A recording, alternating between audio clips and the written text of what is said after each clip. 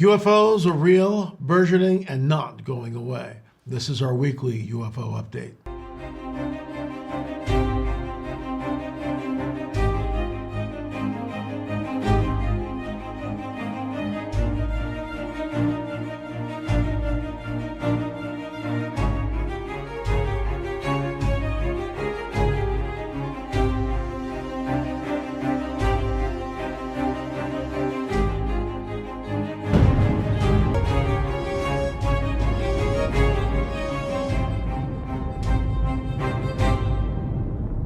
I am your intrepid host, coming to you from an undisclosed location somewhere deep in the heart of the Santa Monica Mountains.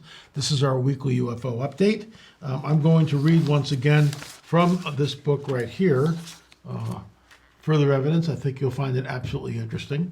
This one will be on a Mothman-like creature, which appeared to these folks. And also, before I get into that, we had some email come back from this woman who talked about a cattle mutilation. I think you'll find this very interesting. But first, a word from our trusted sponsor. Excess belly fat has been deemed the most dangerous fat of them all, as it's linked to so many health issues. The reason being, excess belly fat grows deep in the abdominal cavity and puts pressure on some of the body's most vital organs. That's one of the reasons why myself, along with so many people, are beginning to turn to this amazing new substance, which is thoughtfully formulated with science-backed ingredients that promote reduced fat storage, help to speed up the breakdown of fat, support weight management, reduce cravings, and boost metabolism. Folks, the best part I love is that you can get 51% off for the rest of the month, or until they sell out, whichever comes first. Get yours now by going to trimwithla.com. Once again, that's trimwithla.com. Trimwithla.com. I'm going to give this 30 days. I'll report back to you, and we'll see what it does. Hey, LA, I heard you on the John B. Wells show last night. Thanks for listening. Just wanted to let you know about a cattle mutilation that was told to me back in 1975. I married a guy that worked for the Sheriff's Department, San Patricio County, Texas. The town was George, West Texas. All the law enforcement guys would have coffee and lunch at a restaurant called Carter's in George, West Texas. I happened to be having coffee with a Texas Ranger one morning. He told me about the mutilations. He said it was the darndest thing. They couldn't figure it out. Everything you talked about last night on John B. Wells' show. No blood, no footprints, no tire tracks. No one heard helicopters. This is very rural, so the nights are very quiet. I don't know what the game wardens had to say. They were up and out watching for spotlighters hunting deer illegally in the middle of the night. So if anyone saw UFOs, I'm sure they wouldn't say to people like me. Would like to have been a fly on the wall for that. We happen to live on a ranch very far off the main road. All of this scared me to death. Just wanted to let you know how far back this goes, which is further than you heard about it. I have always enjoyed hearing about your adventures. Hope your home in California got rebuilt. I'm in it. It's been 2 years, folks. It's coming up, by the way, to the 5-year anniversary. November 9th is when we lost everything. That's 5 years ago. We are completely rebuilt. The Lord has blessed. Glory to the King. And we are back in our home. It'll be 2 years this December. Thank you. Take care of yourself. That's from Denise. So, look, the cattle mutilation film, it's number 6 in our series. It's very dark. It's not for the faint of heart. There's no happy ending there. But what it shows is real investigative research on our part.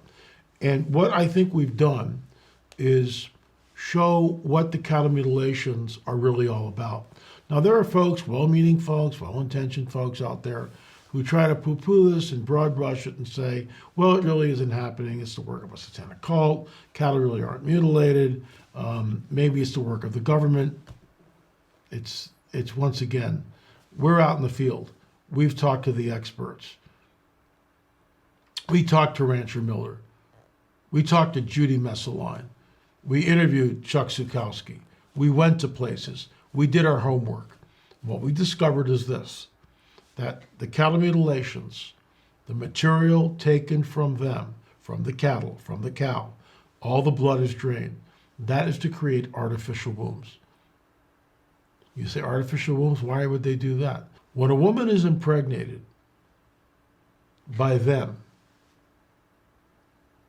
the commingling of the seed. Their seed will mingle with the seed of men, but they will not cleave to them. Daniel chapter 2, verse 43. Very important verse, because that's what we're seeing now. In our abduction film, which is number 4 in the series, we sat down with Karen Wilkinson.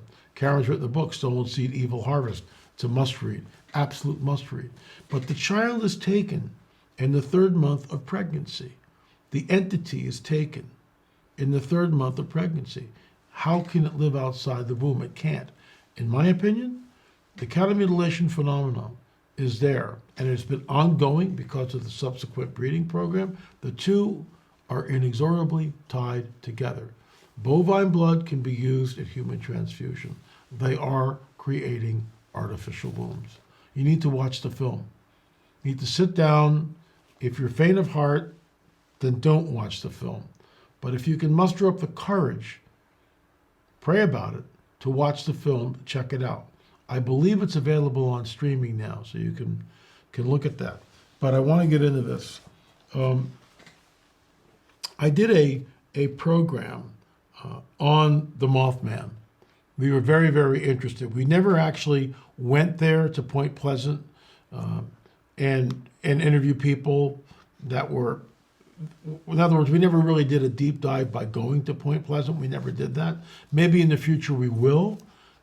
There has been documentaries done on it. We've never done anything on it, but it's on the docket. There's a possibility of that.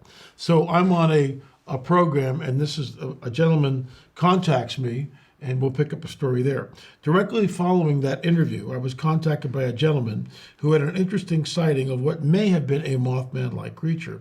I believe that Mothman is perhaps a fallen angel that is manifesting in our space-time continuum. Here is the account of what 2 children saw outside their bedroom window several years ago.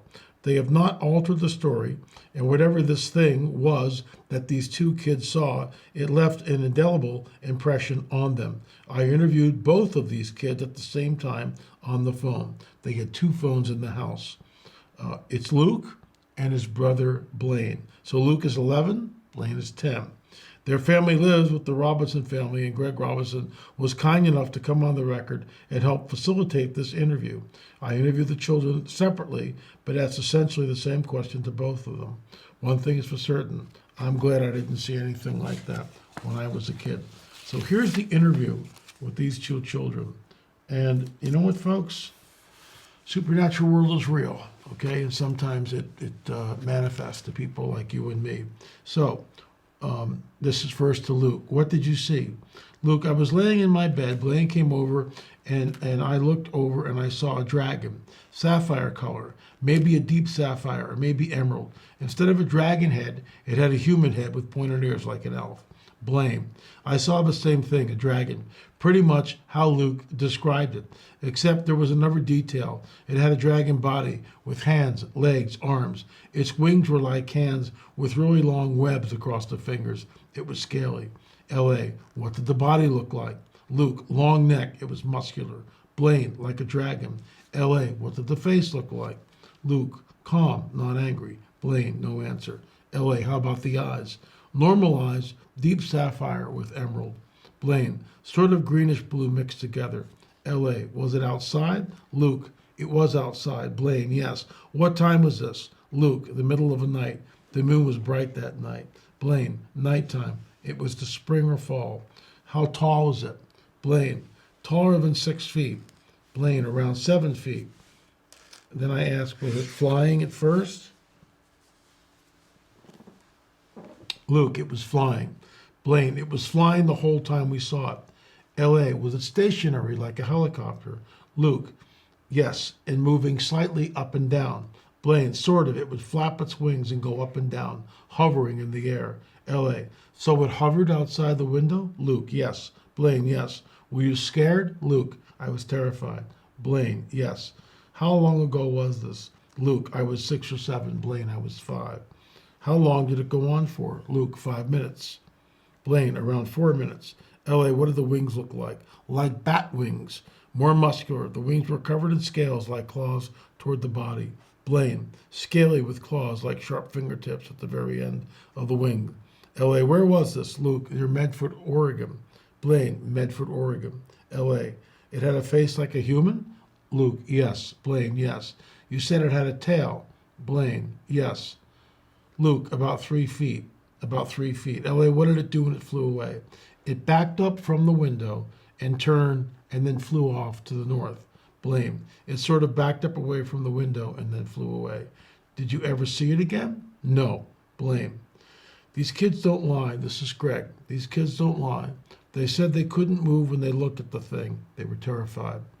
They would try to move and it felt like time paused and they were moving in slow motion. Now, I weigh in on it. The stories of these two boys are simply astounding. It reminds me of Lawrence Gray, and I'll be reading Lawrence Gray perhaps next week. Encounter with the Mothman. Lawrence Gray's testimony is next. So I'm gonna try to read that next week because, folks, this is why we republish this book. This is why we do supernatural confrontations every week. If you have a supernatural confrontation, shoot me an email, supernatural@lamarzulli.net. You must be willing to come on the record on a Zoom chat, supernatural@lamarzulli.net. So this is me weighing in at the end. The stories of these two boys are simply astounding. It reminds me of Lawrence Gray, Encounter with the Mothman. Something happened that night, and perhaps we'll never know exactly what.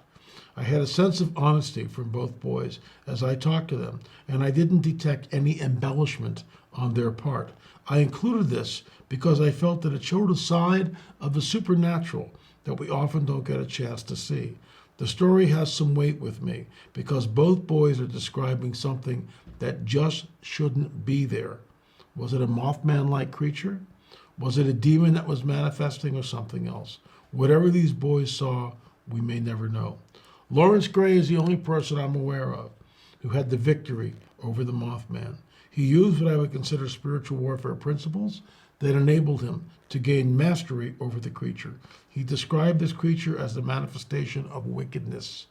When I interviewed Mr. Gray, he had to stop 3 times and pray against the fear which began to well up in him as he recalls his experience in 42 years after his encounter with wickedness. So I will pick that up. We will do the Lawrence Gray interview next week. Meantime, folks, this is available by going to lamarzulli.net. You can also avail yourself of number 8 in the Alma Trail of the Nephilim series. Gil Zimmerman, my business partner, and I are working feverishly along now Josh Peck. So this is the order. Gil is working on number 7, which is Roswell Part 1. I am working on Part 2 of the Roswell film, and Josh Peck is working on, he's got his hands full because it's a lot of different people that come on the record talking about what their truth is regarding the UFO phenomena. That'll be 9 films in the series. We hope to have all 3 done by the early part of December. Folks, we are working feverishly. Why?